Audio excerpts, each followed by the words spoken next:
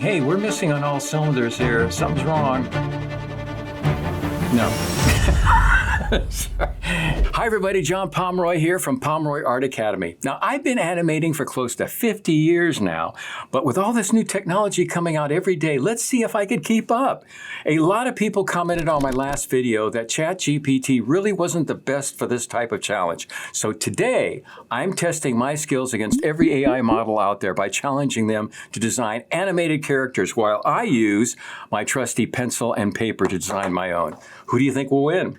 ChatGPT, Gemini, GrokAI, Midjourney, or me, the professional animator? Now, when I get signed onto an animated film, I usually get a script and a brief bio that tells me everything I need to know on how to start designing the characters.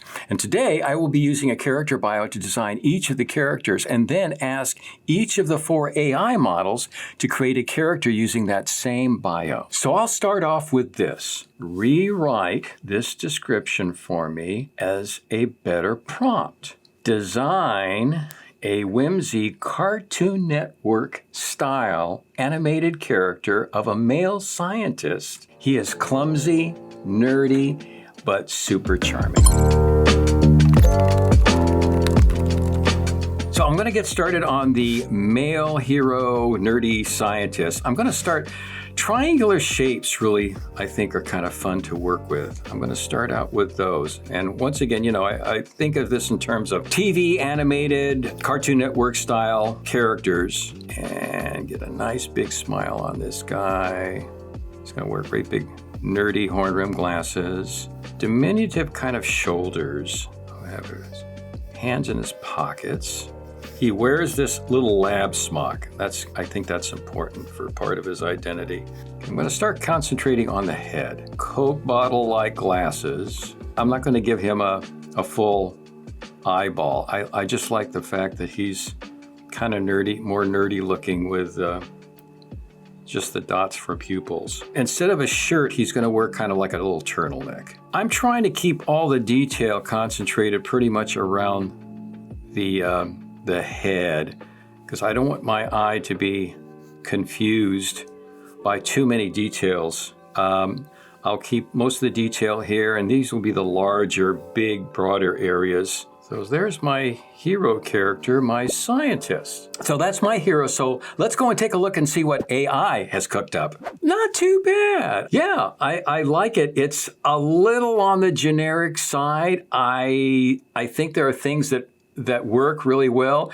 But, it's funny. With AI, sometimes, you get a sameness with all of the design features of a character. And there was things I would do, maybe spike the hair more, make the head larger, the body more diminutive, just do things that, make it that much more unique. So that's not a bad start from ChatGPT. So let's take a look at Gemini. That's interesting. I like the proportions. I don't like the eye treatment. I want to do something with the eyes that are just a little bit different, but I think that's kind of cool. I actually like that. Not bad. Looking good, Gemini.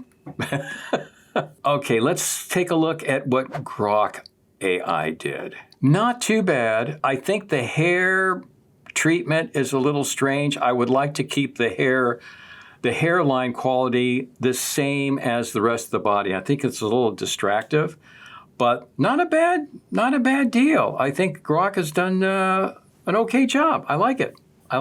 Now let's see what Midjourney does. That's kind of cool. I like that. It's got a nice flow to it. I think they've done a great job. Wow, I'm impressed. Hey, so I think Midjourney did probably the best example of that scientist.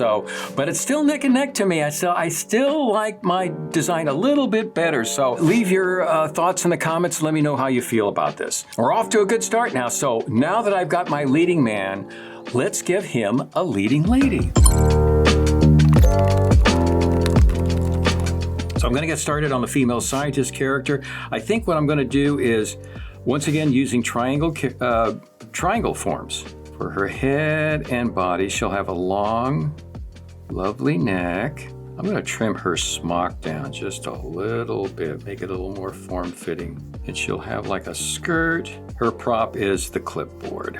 And let's see, eye line right about there. I'm going to give her little dots for eyes to keep the style the same for both these characters as far as their eye treatment goes.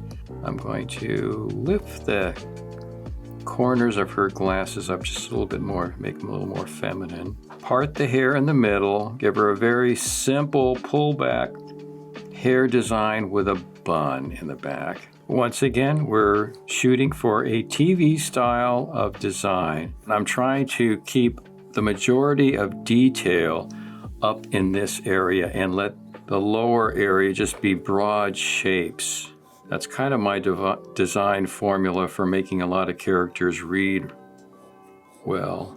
And there is our female scientist character. So let's take a look at the 4 different examples of the female scientist. So let's take a look at ChatGPT's candidate. I just think that looks a little bit too generic. There's nothing unique about its design, and I'm just doesn't quite work for me. Next one is Gemini. Sort of the same thing. It's kind of generic. I'm not really inspired by this particular example, so sorry. Okay, the next one is Grok. No. Sorry. It's a nice drawing, but it just doesn't have what I'm looking for as far as a unique design for this female scientist character, so I'm going to say no on that one. And then the last one is Midjourney. She's cool. I like that one. I still like mine just a little bit better, but I think out of the 4, this one is the winner. This is coming close to something that I would approve. So great job. Hey, before we take a look at the next group of AI characters, I wanted to let you know about my up-and-coming webinar on character design, where I go through my process of designing fun and zany characters. It's happening next Tuesday, so just click the link in the description to sign up. All right, now let's get back to the challenge. So now let's move on to our comic sidekick. So for the comic sidekick, I have 2 very strong ideas. One little short, dumpy guy and one older guy who's kind of the mentor. And I think they'd be kind of fun. One is Screwball and one is just this more stout little comic sidekick in the classic sense. So I'm going to get started on this. I'm going to draw them side by side. Yeah, let's get started. So with the one smaller guy, I'm going to do a very basic shape. And same with our elder scientist, who's the second sidekick, the second guy. He'll be slightly bow-legged, and this guy will have stout little legs. Trying to make them both as different as possible. They both are wearing, the classic scientist smock. This guy will have hair sticking out from the side. It's kind of like that, the Doc Brown character from Back to the Future. And this guy, short and stubby little arms. He holds a clipboard as well. Little bead pupils. Short, stubby little eyebrows. Nice big smile. I'm going to give him like a cleft chin. Separate each of the characters, even though they're all the same wearing their lab coats. What makes them unique? What gives them added autonomy as far as design? And then we've got our older guy mentor. He wears glasses because all scientists wear glasses, right? Frizzy hair sticking out from the side. He's almost got that mad scientist-like look. We might even give him stripes or like a pinstripe on his just to make it different from the other guys. And there's our 2 comic sidekicks. Our older mentor and our short, stubby little assistant. So here's ChatGPT's comic sidekick candidates, and no, those, no, I'm sorry, that's not working. You've got to look for shapes that are unique and little characteristics that are kind of fun to look at. One of the things that these designs are doing, aside from being generic, is they're spreading a lot of detail throughout the entire character, so there's not a central point that immediately you look at.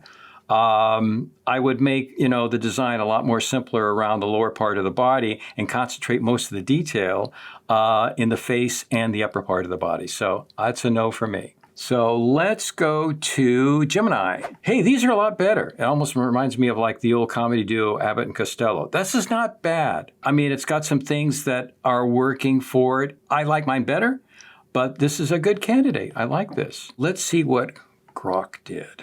It's okay, but I think it just misses the mark. I'm not real thrilled with that, so I'm going to just say no. And then finally, let's see what Midjourney does. Those are okay, but I think they missed the mark on the smaller sidekick. I think he's too close in size to the other guy, and I'm going to say a no on that. So I think the closest one that came to winning that little contest was Gemini with their two comic sidekicks. The rest of them were kind of not there. I still like mine better, though. So I was really impressed with the hero character, but ever since then, it's kind of tapered off and gone in a downward spiral. The last 4 characters for the comic relief, I mean, Gemini was the only good one I would pick out. So I think we're doing kind of tapering off into something that's just a little bit too generic for my taste. So I'm looking forward for the next character, our villain. So for the villain character, I'm thinking in terms of kind of a mutant experiment that's gone horribly wrong. I mean, he's almost like a combination of an octopus, part snake, part leopard. I mean, he's kind of a composite of a mammal, an insect, a reptile, and a couple of other things, all put together to make this kind of this floating brain-like character that's our villain. So now I got to remember that he's the villain, but it's also kind of a comic villain in a way. So some of the characteristics are going to be just a little bit exaggerated for comedy effect. His eyes, they're furrowed but large. Pupils are close together. His mouth pulls down from the corners, and he's got a little turned up nose. And then he's got 2 fangs that stick out from either side. I'm going to give him like a fin structure. It's almost like a jellyfish man-of-war type of thing where it comes off of the central ridge of his head structure. The funny part about this type of character is that physically it defies logic because this little thin body is holding up this great big bulbous head. And then he's going to have appendages that'll kind of trail behind him like tendrils from a jellyfish. And that's what he would use to grab his victims if they were ever in his way. So there is my comic villain. All right, let's go and take a look and see what AI has generated for our comic villain. First, we go to ChatGPT. No. That's just not working for me. I just see a sameness, a generic quality to it. There's no focal points, and it's not working for me. So the next one is with Gemini. Let's see what Gemini has made up. Same thing. So we just have a generic octopus holding up a lot of test tubes, and that's not working either. So let's go to Grok. Grok, same thing. Hey, we're missing on all cylinders here. Something's wrong. They're not catching on. I'm not seeing the winner here. There we go. Midjourney, thank you. They came through. This is a good shape. I like the shape. I like the expression. I like the eyebrow treatment.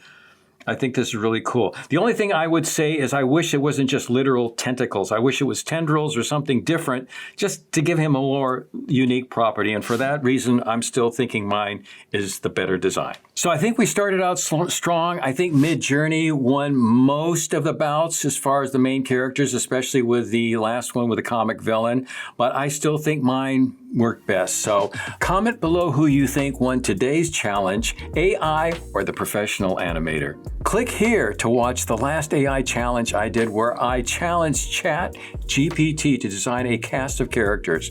But be warned, this one made a lot of AI users mad. Thanks for watching. Bye-bye.